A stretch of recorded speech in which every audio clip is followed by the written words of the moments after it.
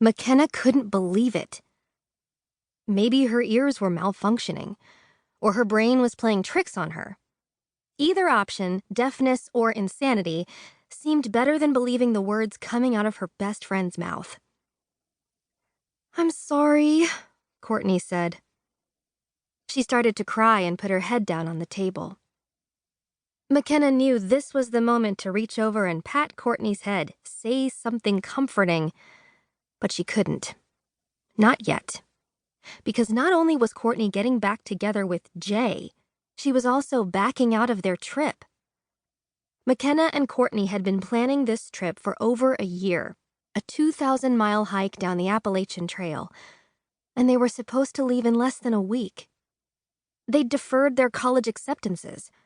They'd spent their life savings on camping gear and trail guides. McKenna had, anyway. Courtney's father had footed the bill for hers. Hardest of all, they'd talked their parents into agreeing to the plan. 2 girls hiking the entire length of the Appalachian Trail from Maine to Georgia. And now Courtney was changing her mind. For the lamest possible reason, a guy. And not just any guy, but a guy they'd spent the last 4 months ripping to shreds.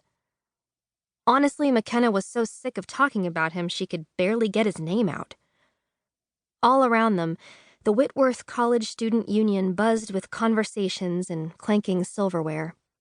McKenna's parents were both professors here, and she had been eating lunch in this cafeteria since before she could remember, the surrounding tables as familiar as her own living room. It was a bright day in early June, sunlight pouring in through the atrium windows, and McKenna knew that Courtney must feel the same urge she did, to get away from the places they'd seen a million times, to go out in the world and live under that sun. "But Courtney," McKenna said, keeping both hands firmly in her lap. "Jay?" "I know," Courtney mumbled, her face still buried in her arms. This trip, this plan, had been McKenna's dream for as long as she could remember. And now, so close to when they should have been leaving, Courtney was bringing the whole thing crashing down. "Courtney," McKenna said again. Even if it weren't for the hike, this would be terrible news. She couldn't stand the thought of Jay breaking her friend's heart. Again. "Don't say it," Courtney said, finally sitting up. I know all of it. And I forgive him. I love him, McKenna." What could McKenna say to that?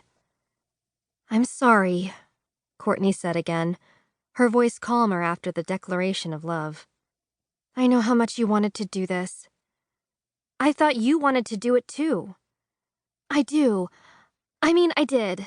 But it's just too long to be away from him right now, you know?"